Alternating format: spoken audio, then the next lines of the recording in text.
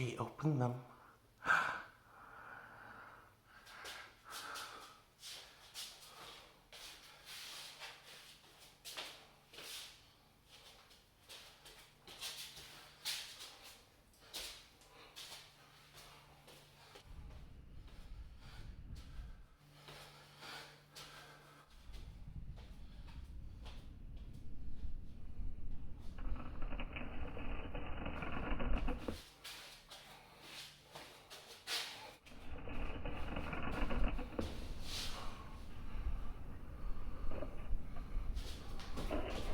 Come on, let's go.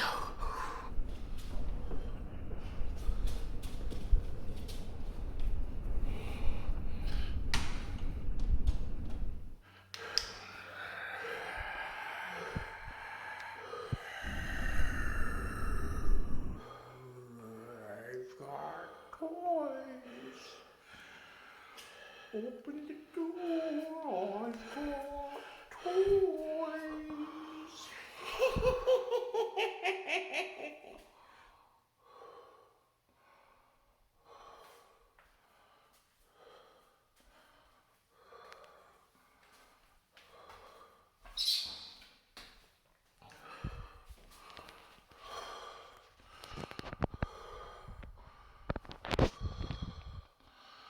Last night I watched Bird Box Barcelona. Not bad. Not bad.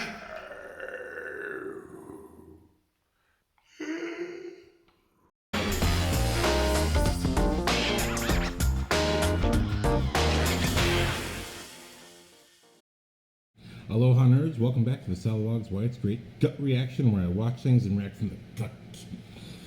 Okay, I promise you, if I could wear a shirt, I would. And you wouldn't be hearing this fan. Okay, so last night I had the pleasure of watching Bird Box Barcelona. It was pretty cool.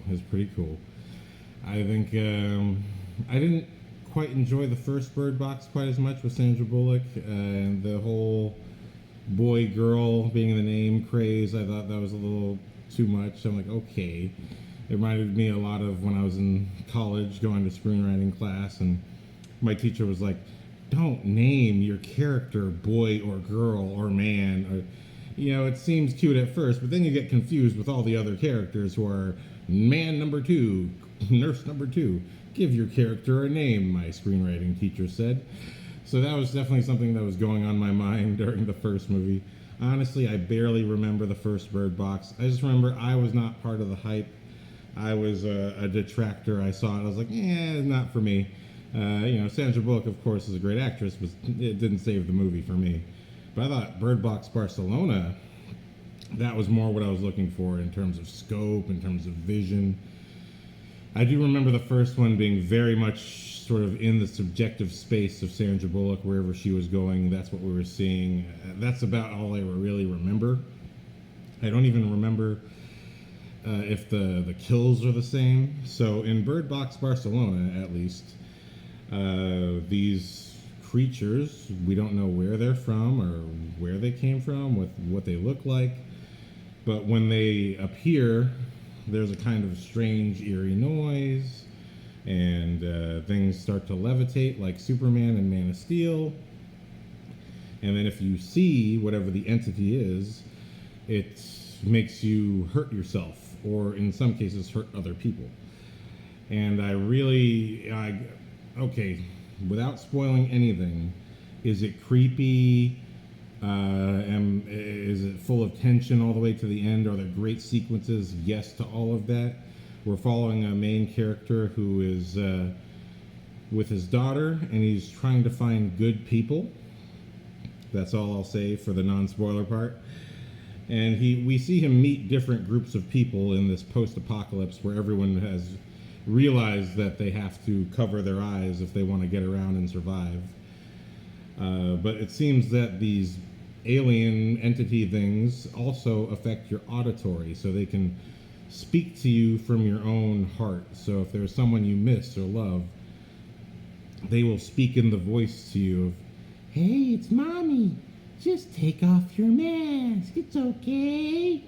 You know, and they'll do all kinds of manipulative things like, oh son, open, uncover your eyes. It's fine now. And it's really, it's really trippy. It's like, wow, it's almost OP, but it's not, because you still have to look at them for them to affect you.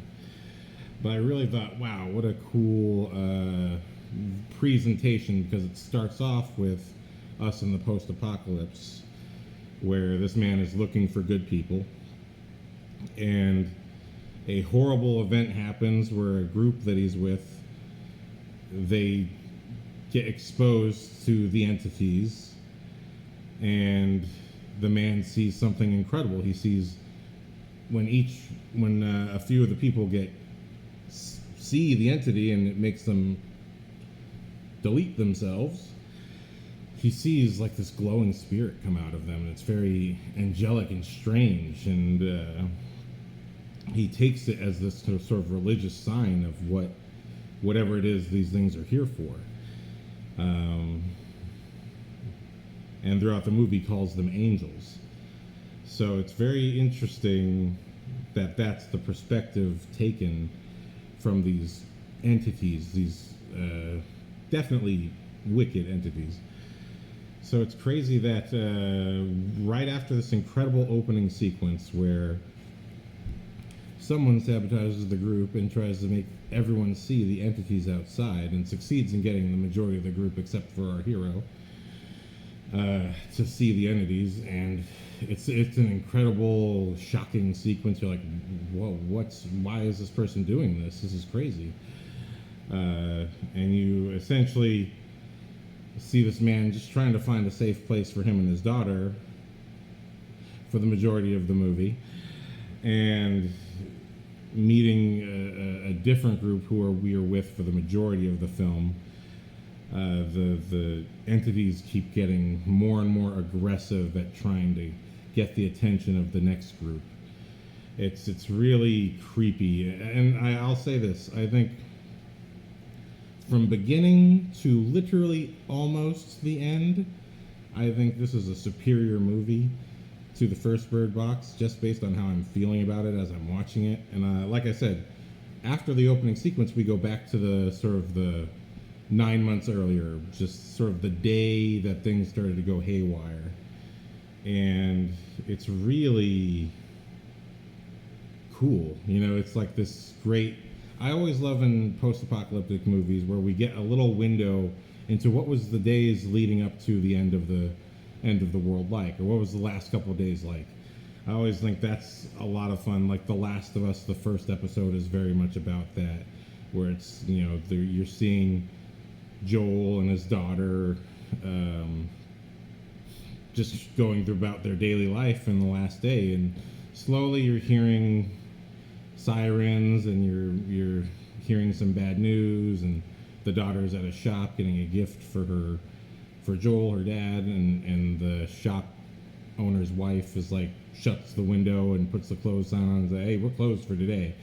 She knows that things have gone haywire. And so I really love that the movie takes us through the journey of sort of the first day, the second day, and sort of 6 months ago, 3 months ago, everything leading up to how he met the current group.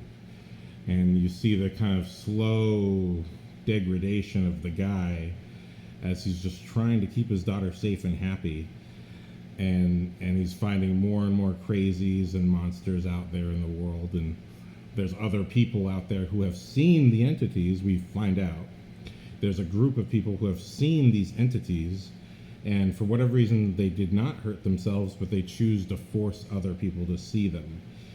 And it's just a very small handful that sort of become the agents of the entities. And do they force him to look? You have to watch to find out. So that's all I gotta say for the spoiler free. I really feel like, again, literally from the beginning, I'm trying not to spoil it because the beginning is really cool. From the beginning to literally just before the last 7 to 10 minutes, I think Bird Box Barcelona is fantastic, really great post-apocalyptic movie. They have this whole religious angle on the entities, calling them either angels or demons, and it's kind of a story about madness and people going crazy. There's sort of subtext that has, there's sort of a multi-layered subtext to it that I didn't feel the first time. Maybe I just wasn't wanting to see it or wasn't wanting to appreciate whatever the first Bird Box has. Maybe I'll have to go back and check that out. But that's why I never reviewed it. I just never thought that deeply about the first Bird Box, but maybe I'll go back and see something that I didn't see before. But yeah, so if you're in for a good thrill ride and you want that sort of, the what are the Train to Busan, like, oh, madness is occurring and I'm running through people, oh my god, things are going crazy, I'm at the train station, things are going nuts, really, if you want that experience, Bird Box Barcelona is going to do it for you. But now let me get into some spoilers here. So if you haven't seen the movie, please go see it. Stop watching here. I'm going to spoil this movie now because that's the only way for me to talk about it any further. This dude's crazy! So I was trying not to say it, but our main hero is the one who he goes into this group. So I'm going to go see if they're good people. And I thought it's just so strange that in this first 10 minutes when this guy, he's with his daughter, they both have these covered goggles on where they can't see around them. And he tells her, you stay out here, I'm going to go check out this group of people and make sure they're good people. And she said, okay. And then it's just so strange that he spends basically a whole day and night with these people. It's just his daughter outside. We know that there's creepy people. The very opening scene starts with him being attacked and the daughter not being noticed because the attackers were blind and she was very quiet, or so we think. But you're sitting there and the clues are all there. Like, why is he not worried about his daughter being outside by herself? That's very strange. And then he starts, the group that he's staying with has a very nice little facility. They're growing some plants. They're surviving. It's a nice big space. You can run around. There's still access to fresh air, things like that. And but everyone sleeps in a bus. So it's like basically it's a bus garage. That's why it's so huge. And everyone just sleeps on the same bus. But it's so messed up because he goes and grabs all the keys to all the buses, and the nurse, because he gets beat up in the beginning, there's a nurse or a doctor who helps patch him up.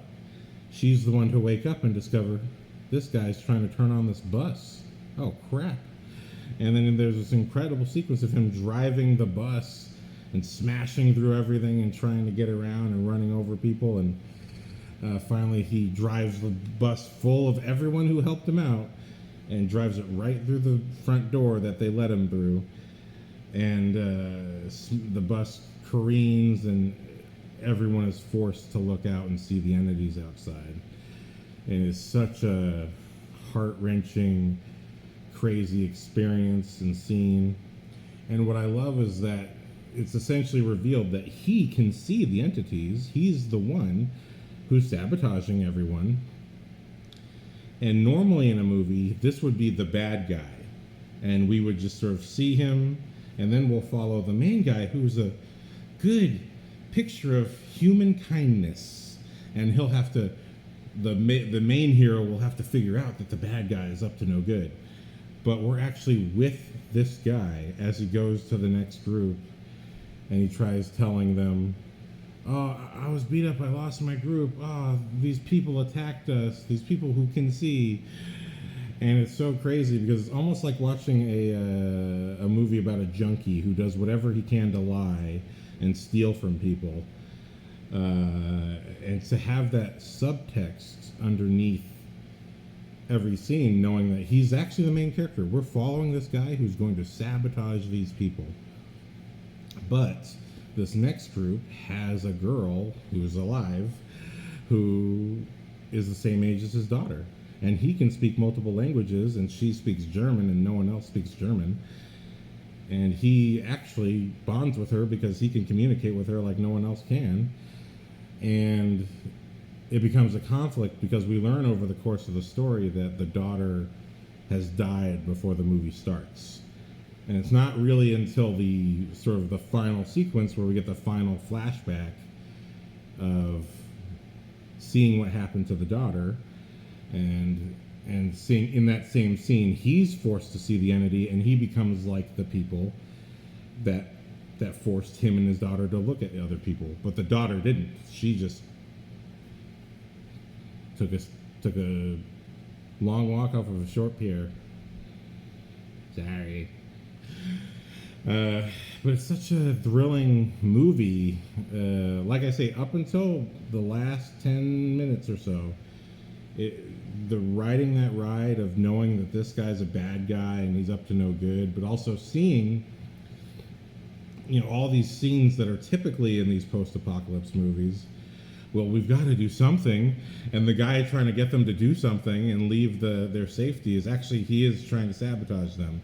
It's the anti 28 Days Later. Cillian Murphy is in 28 Days Later like, well, we can't stay here, can we? Yeah. Actually, I don't know if that's what he's saying. He doesn't sound like that. But he's the anti Cillian Murphy in 28 Days Later. He's trying to get them out into danger on purpose and sabotaging the group. And it's really it's something. It's really cool. It's great to see him he still gets this heroic arc, because what's beautiful is that the flashback parallel story is about the good man protecting his daughter, watching the world crumble and get worse and worse and worse. And the present day storyline is about the devastated man, going deeper and deeper down into his darkness and slowly coming right back up. And so it's nice to have that kind of parallel storyline and layers. And to have the whole angel angle is really beautiful. It's like, it kind of gives a comforting notion to the awful things that are happening. And to have all these conflicting emotions about the villain and the presence of these entities is, I think, one of the most engaging parts of the movie. It's really well written and really well constructed as a story. And the bonding, like I said, the bonding with the daughter, it's a bit, you could say, cliche or conventional, but it does work. I think they do a good enough job. Except, like I said, the ending feels a bit rushed. It feels like they threw in some voiceover or some, audio dialogue replacement just to make sure, that the filmmaking worked, that you understood, oh, he's come back to the good side. There's a couple lines in there where, there's this priest that he meets when his daughter's alive, and the priest is so shaken by his life and shaken by the change in society that he decides, I'm just going to go out there and see what's out there. And it's such a creepy scene because you get the feeling the priest wants to make them do it too. But he's not yet changed, we presume. But it's just such a creepy scene. And then later on, the priest ends up being the leader of an actual gang that's running around forcing people to see the entities, which this guy has been a part of or is separated from, because he's just kind of been on his own private mission with his ghost daughter. But okay, so now let me get to things that I did not think worked about this movie, because I really think up until the end of this movie, it's a 10 out of 10.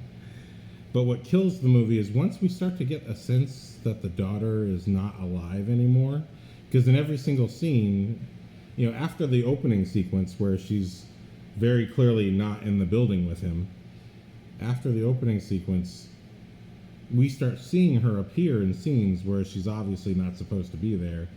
And it's clearer and clearer that she herself is some kind of projection or some form of the entity that's infected his mind, making him do things. And I think it works well enough that she is just alive and moving around. But then they start doing these very cheesy effects to remind you that she's a ghost, where she's she's doing all these glitches and all these weird things, and it's unnecessary. It's really unnecessary. I really felt like they wasted their time with that. It was just, whose idea was it? The director's idea. I think either it came out of insecurity, or they saw it in some other movies and thought this would be a great effect just to amp up the terror. But because the whole premise of the movie depends on us fearing something that we can't see anyway, and the only thing that we can see is some dust fluttering in the air. Because of that, I say you don't need that. It's all the creepier that she keeps talking to him. If the movie had just gotten rid of these ridiculous effects on her to show that she's a ghost, there's a final piece of confrontation where finally our hero becomes a good guy again, and he's trying to protect the young girl and a woman around his age who's becomes like a surrogate protector for her.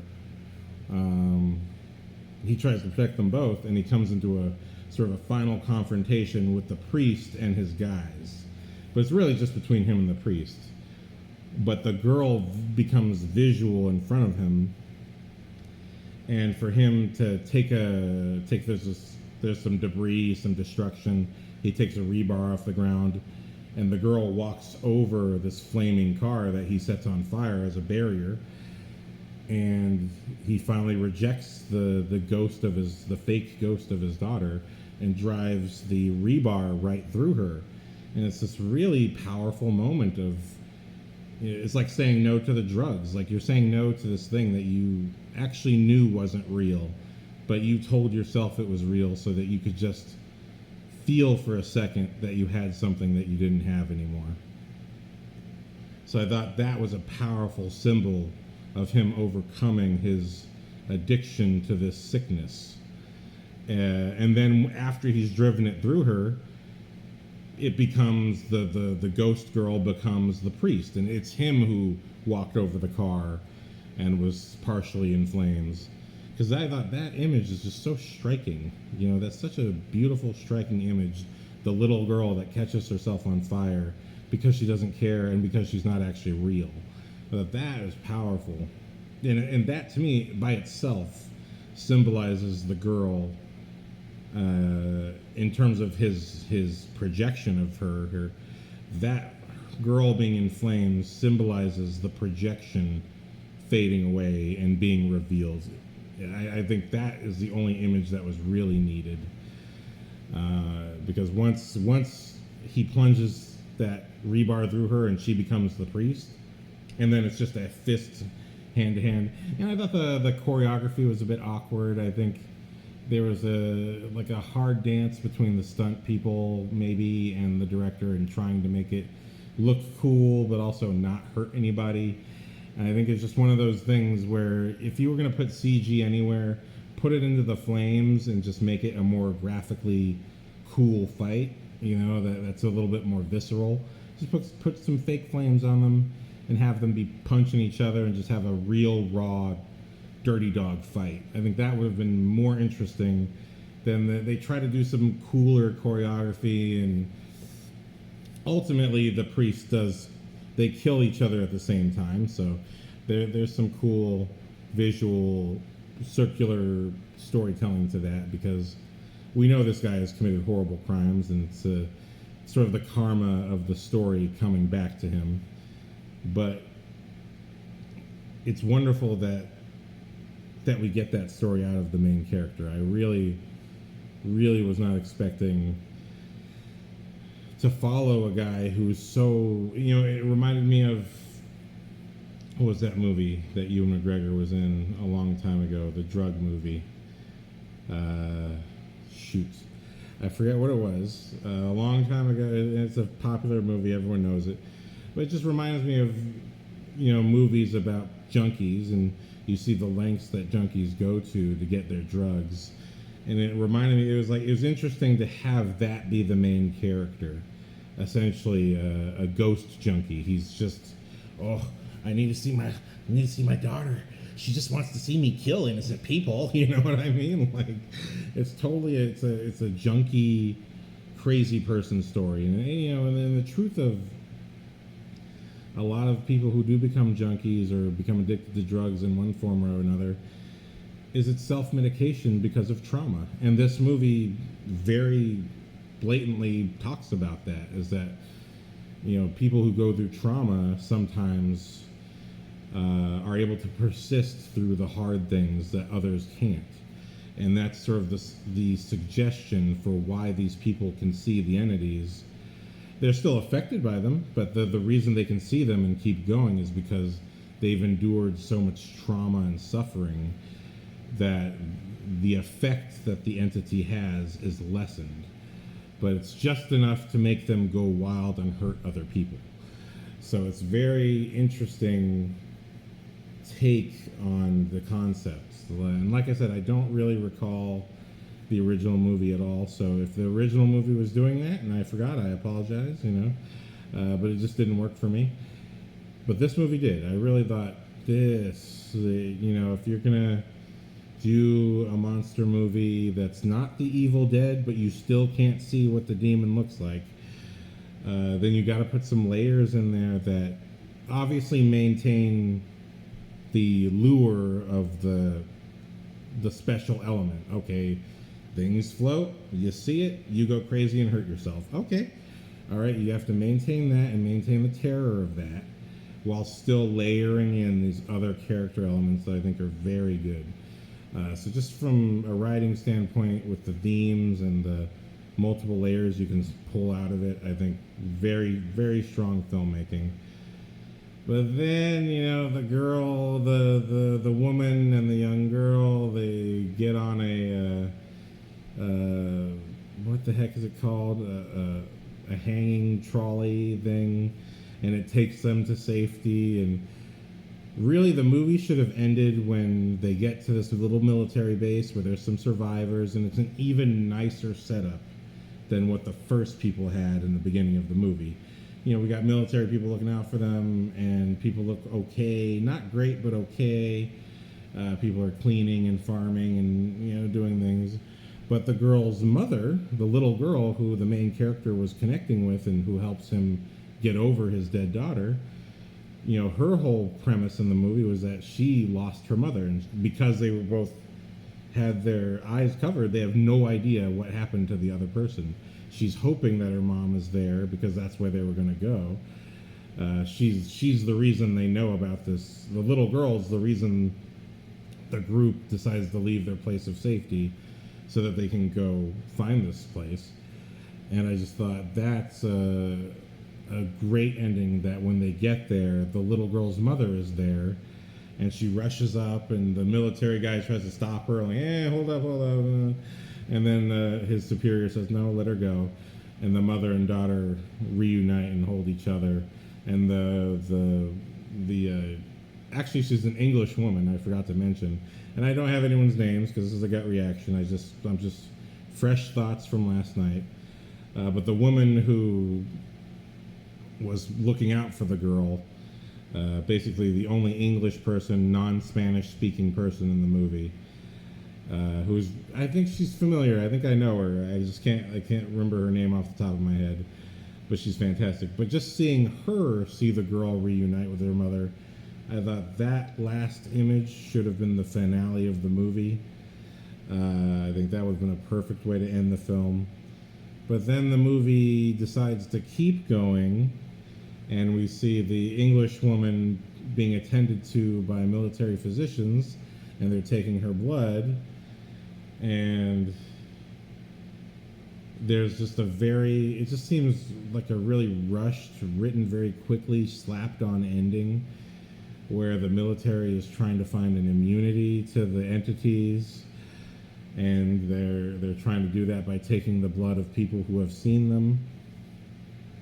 And not only that, but in this facility, the military has a captured entity and a captured guy who's seen them. The entity is behind some door. It's just like, it just feels the way it's written, and there's some visual effects of animals. The way it's done feels very forced, and very shoved in there at the last minute because the dialogue is not as tight as the rest of the movie. It feels very much like someone saw the movie and saw the beautiful ending where mother and daughter were reunited and were like, but how are they gonna survive? There should be an immunity. There should be a cure. And I fucking hate it. I fucking hate immunity cure plot lines in these types of movies. I mean, I love it in real life, but in if you're doing a post-apocalyptic movie, if you're gonna do an immunity cure thing, that really has to be its own movie. It didn't save 28 Weeks Later. I thought 28 Weeks Later was cheapened by this save the boy with the multicolored eyes because, oh, he has an immunity to the zombies. And it's just like, make that the whole film. Make that the whole film. Don't make it this sort of subplot that kind of makes it necessary to survive the zombies at the end. It's just a very tacked on thing. If you're going to do that, it has to be like the movie Outbreak. It has to be like Rise of the Planet. There's got to be a consistent set of scientific characters who are working on this sort of thing. I hate that tacked on. World War Z did the same thing. I thought World War Z was a movie that I thought personally, I do enjoy the action sequences. I do enjoy the zombie sequences. But I thought the movie was so atrocious. When I found out that World War Z had nothing to do with the book except for the title, I had to go read the book. I was like, well, what's the book then? If the movie has nothing... The author, Max Brooks, the son of Mel Brooks, the great Mel Brooks, who made Spaceballs and gave us Robin Hood Men in Tights, amongst many other great movies like Dracula Dead and Loving It. What if the author of World War Z is like, well, they didn't take anything from the book, so, I mean, it's their own movie. When he said that, I just thought, I have to read this book.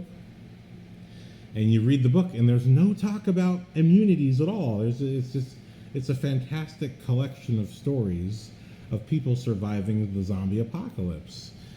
But then you see this film with Brad Pitt, and it's just this cheesy, waxy repeat of Dawn of the Dead mixed with sort of a family movie. And then, the minute Brad Pitt and the Israeli soldier survive the plane crash, and then they're suddenly at the CDC where there's going to be a cure and everything. It's just like, get out of here, man. Get out of here with this just, right at the end, well, we're going to find the cure and we're going to solve the problem. And it's just like, that just takes all the fun and the steam out of the zombie movies. Are like monster movie. It's just the fun of it is just surviving the monster. And if you're gonna do an immunity plot line, that's its entire movie by itself. That's why Day of the Dead works. Day of the Dead, one of my favorite zombie movies ever. The entire movie, there's a scientist trying to, in fact, the military people working on it, you're seeing them bringing zombies to a scientist who's trying to figure out how to either cure or control zombies or kill them quickly. And it's his entire plot for the whole movie. And whether or not he succeeds at what he's doing determines the rest of the film, how it's going to end.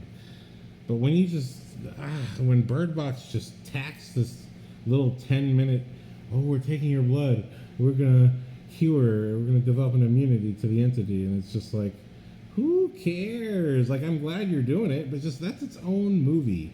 That's Bird Box. What? Bird Box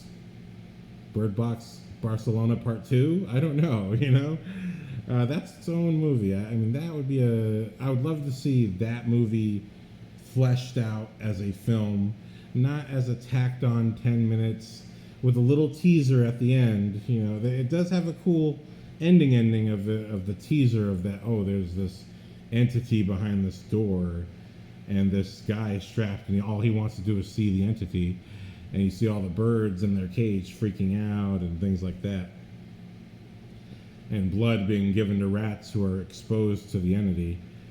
It's a cool tag, just that very final moment but I hated that 10-minute stretch of just rushing through what should be a whole movie. You know, I really thought the movie was complete when the mother and daughter were reunited, and I didn't need any more movie. Like just cut there. But other than that, I really thought fantastic film, and still see it. Even though I don't like that, maybe you'll like that 10 minutes and go, no, you're ridiculous, TheSalawag. That's the coolest ending ever. What's wrong with you? You know, feel free to let me know if I'm wrong. Like if you actually like that ending, tell me and tell me why. Is there something about it? Is it just that final shot that's so cool that you're like, no, that justifies everything because that final moment is so full of tension? If that's it for you, hey, just let me know. That's cool. But for me, I just thought, no, just when the story's over, the story's over. Just move on. That's why I don't like Transformers movies, because there is no story, and that's why the movies always end so awkwardly with these weird montages, and they have to end with music because they're like, oh yeah, this wasn't going anywhere. My name is Robot, and I survived the movie. End of movie. You know what I mean? Like, at least the first Transformers was a love story of some kind. But anyway, that's my thoughts on Bird Box Barcelona. I really thought very great filmmaking going on every level. And even though I disagree with the last 10 minutes, it is not in any way a discredit to the filmmaking overall. I don't think it ruins the movie. I just think it's unnecessary. That's it. It doesn't ruin the movie at all. I still love the film and think you should go watch it. It's on Netflix right now. Who knows when this video will go up? Hopefully it's still there on Netflix. But I really thought, fantastic job. I'll put maybe the names of some of the filmmakers in the description or something. Definitely check out Bird Box Barcelona. Everyone did a great job, minus the 10 minutes I don't like, or including the 10 minutes I don't like. And yeah, go check it out. Thanks for watching.